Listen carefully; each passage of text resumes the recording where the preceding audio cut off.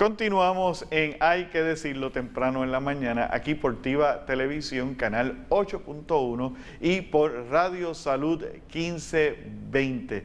Para aquellos que nos siguen por el internet, también en tivatv.com, también nos pueden sintonizar por Roku y por las distintas aplicaciones en TuneIn de Salud 1520.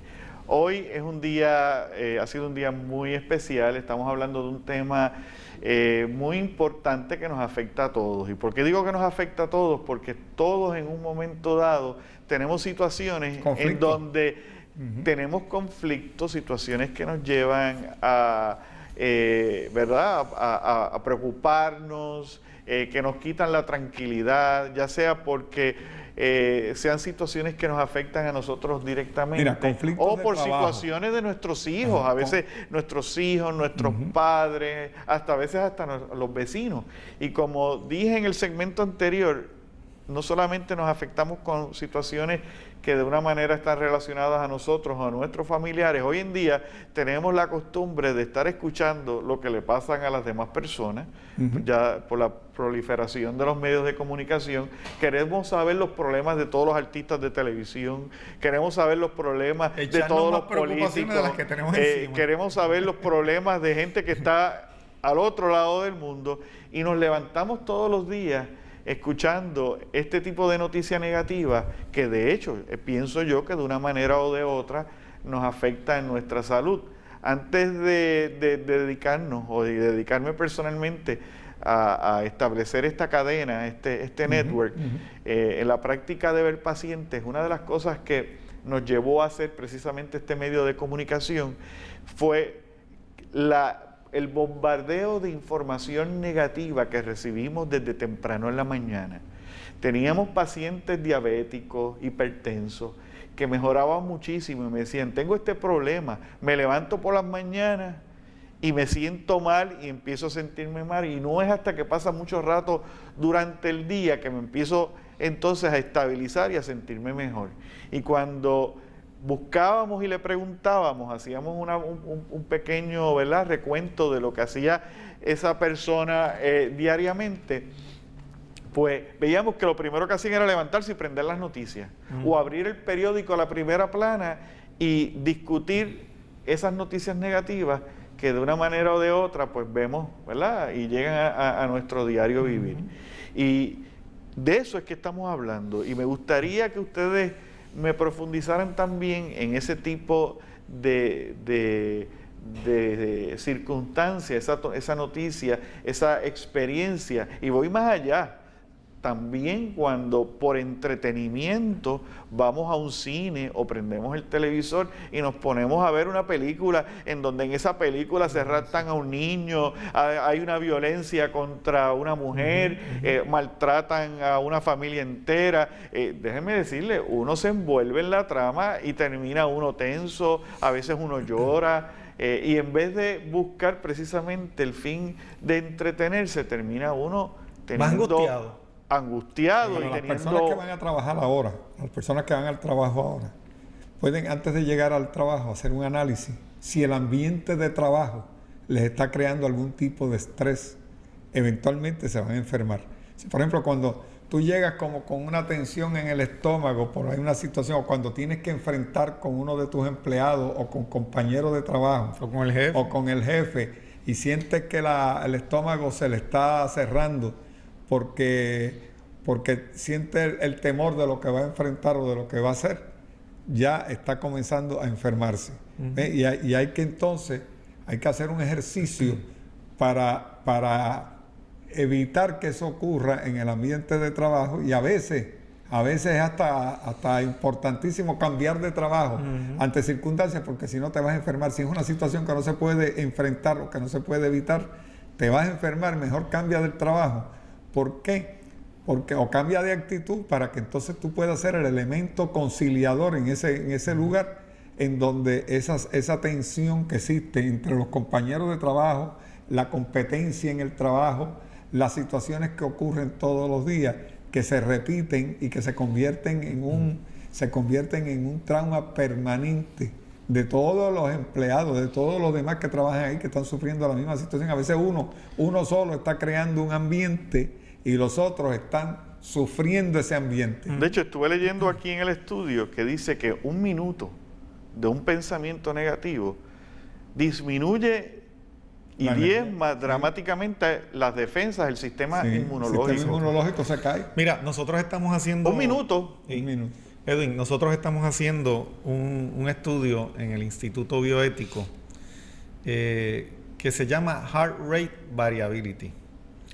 Ese estudio mide la resistencia que se produce en los diferentes tejidos del cuerpo del impulso nervioso que se genera en el corazón cada vez que el corazón se contrae.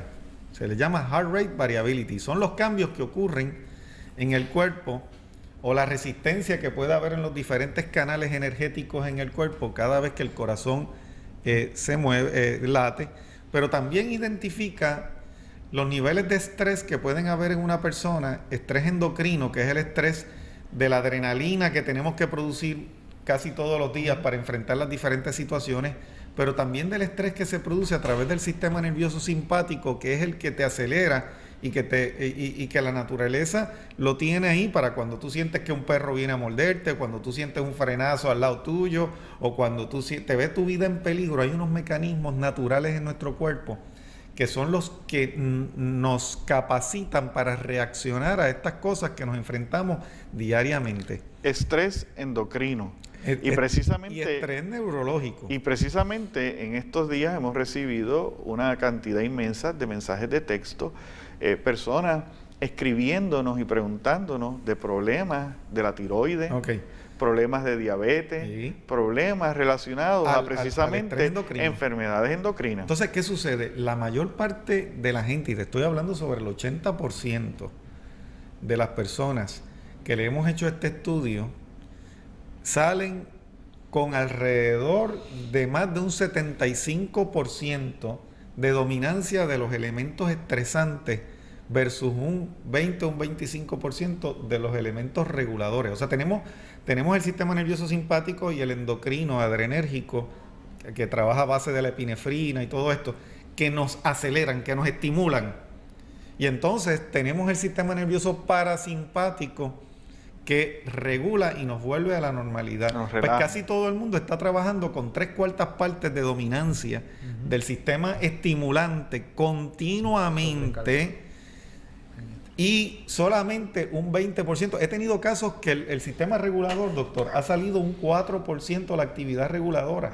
O sea, están trabajando en un 96% de actividad estimulante, estresante, versus un 4%. ¿Qué indica esto?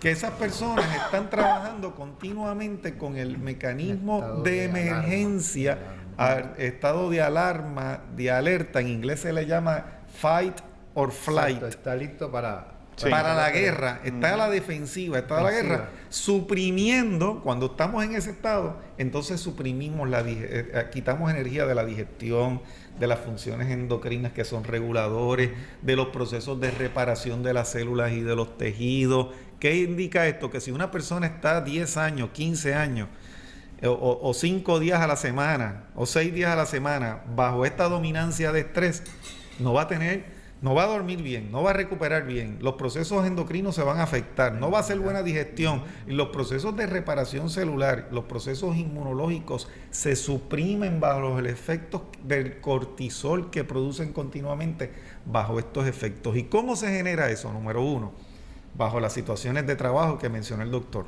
Yo trabajé como quiropráctico hasta prácticamente el año pasado, y la mayor parte de la gente lesionadas que venían de la espalda baja, yo les hacía una pregunta a casi todos mis pacientes que no son parte del cuestionario de casi ningún otro profesional. Yo lo primero que les decía, ven acá, ¿tú te lesionaste en el trabajo? Sí. ¿A ti te gusta tu trabajo? Y en la mayor parte de las situaciones de lesiones en el trabajo, la persona me decía que no le gustaba el trabajo, tenía algún tipo de situación. La lesión venía como una respuesta inconsciente del organismo para decirte, lesiónate para que tengas una justificación una justificación ante tu familia, jefe, todo el mundo, para salirte de ahí. O sea, que inconscientemente a veces nosotros creamos, cuando nosotros no estamos contentos con lo que estamos haciendo, el cuerpo, si tú no tienes el valor para salirte de ese trabajo, te va a desarrollar una situación de incapacidad física que va a servir de justificación para ti y para los demás, para sacarte de esa situación. Y Fíjate si cómo responde a la ocurre naturaleza. con los niños en la escuela.